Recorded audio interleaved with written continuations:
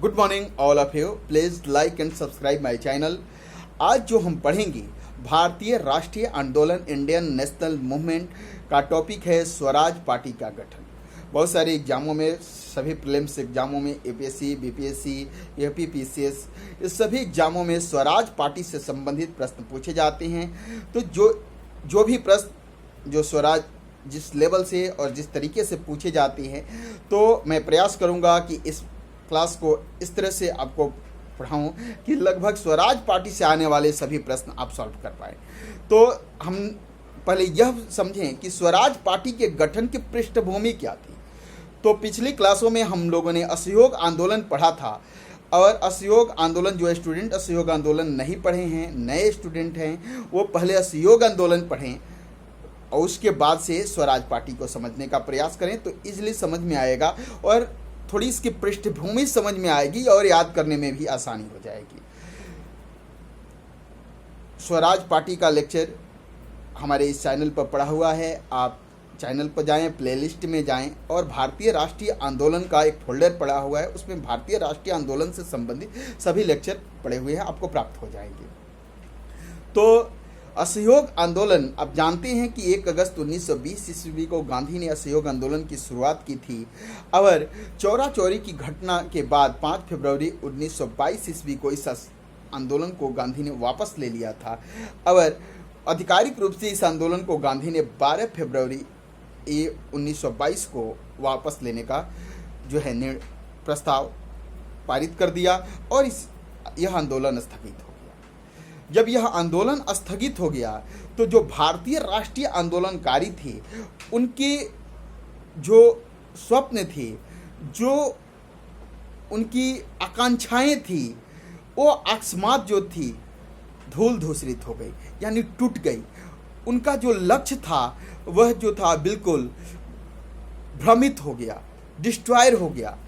अब जब गांधी ने इस आंदोलन को शुरू किया था, तो ज़्यादातर भारतीय राष्ट्रीय आंदोलनकारी यह समझ रहे थे कि अब हमें स्वराज की प्राप्ति हो जाएगी। जब तक गांधी स्वतंत्रता हमें नहीं दिला देंगे, तब तक यह आंदोलन वो तो स्थगित करने वाले नहीं हैं, और गांधी जी बिना स्वराज लिए मानेंगे नहीं, क्योंकि गांधी के आंदोलन की सफलता भारतीय राष्ट्रीय आंदोलनकारी जो है दक्षिण अफ्रीका से समझ चुके थे।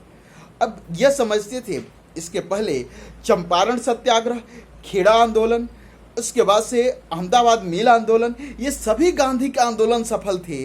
अब भारतीयों को लगने लगा था कि गांधी जी इस बार आज़ादी दिलाकर ही हमें दम लेंगे। इसके साथ साथ गांधी जी की एक पुस्तक थी, पिछली क्लासों में हमने चर्चा किया था, हिंद स्वराज, जो 1909 ईस्वी में इन्होंने जारी किया था। हिंद स्वराज लिखा था। हिंद स्वराज पुस्तक में उन्होंने यह जिक्र किया था कि यदि भारतीय ब्रिटिश सरकार के साथ असहयोग करें, तो ब्रिटिश सरकार भारतीयों को स्वतंत्र करने के लिए, स्वराज देने के लिए मजबूर हो जाएगी, और असहयोग आंदोलन के फलस्वरूप 1 वर्ष के अंदर ही भारतीयों को स्वराज प्राप्त हो जाएगा।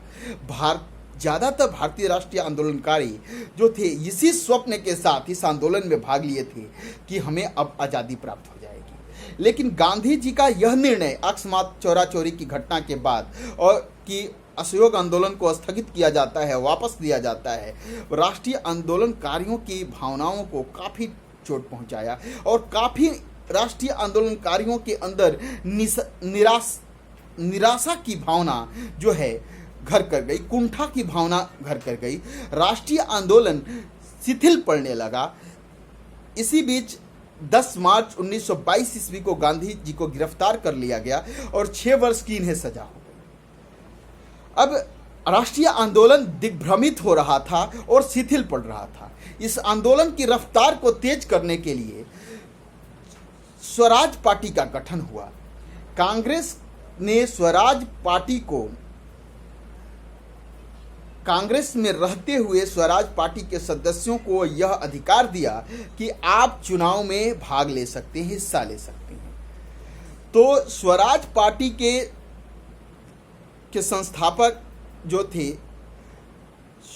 चित्तरंजन दास और मोतीलाल नेहरू थे।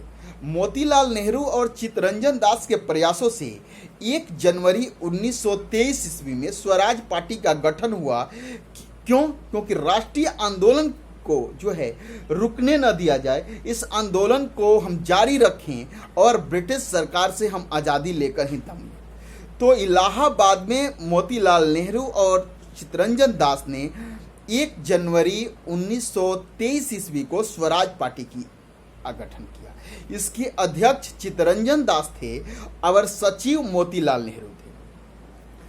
अन्य सदस्य केलकर भी थे इसके। यह पार्टी इलाहाबाद में गठित हो गई। इस पार्टी का उद्देश्य था कि इलेक्शन के माध्यम से, चुनाव के माध्यम से हम विधान परिषदों में प्रवेश करेंगे और ब्रिटिश सरकार से यह मांग करेंगे कि भारतीयों के लिए स्वदेशी सरकार का गठन किया जाए।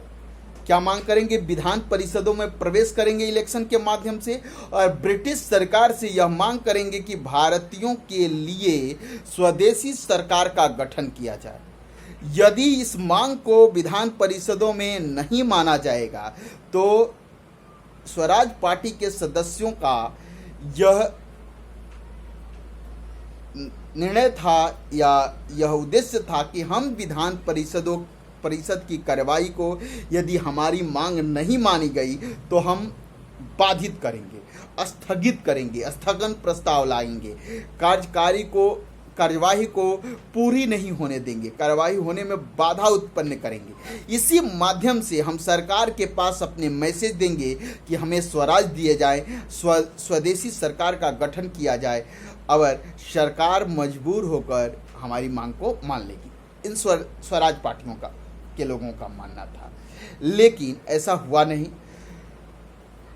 कुछ दिनों के बाद चित्तरंजन दास की मृत्यु हो गई 1925 ईस्वी में और इनकी मृत्यु के बाद धीरे धीरे स्वराज पार्टी शिथिल पड़ने लगी, कमज़ोर पड़ने लगी और इसकी भावना जो इसके उद्देश्य थे यह भी कमज़ोर पड़ने लगी। और ब्रिटिश अंततोगत्वा हम आगे पढ़ेंगे कि कौन सी वो परिस्थिति हुई कि स्वराज पार्टी ने विधान परिषद से त्याग पत्र दे दिया और बिल्कुल विधान परिषद से बाहर होकर भारतीय राष्ट्रीय आंदोलन में पुनः भाग लेगी। तो स्वराज पार्टी से संबंधित आज हम लोगों ने ये क्लास समझी है, स्वराज पार्टी समझ ली है। अगली क्लास में हम अब इस भारतीय राष्ट्रीय आंदोलन को जारी रखेंगे। That's all. Please like and subscribe my channel. Thank you. धन्यवाद।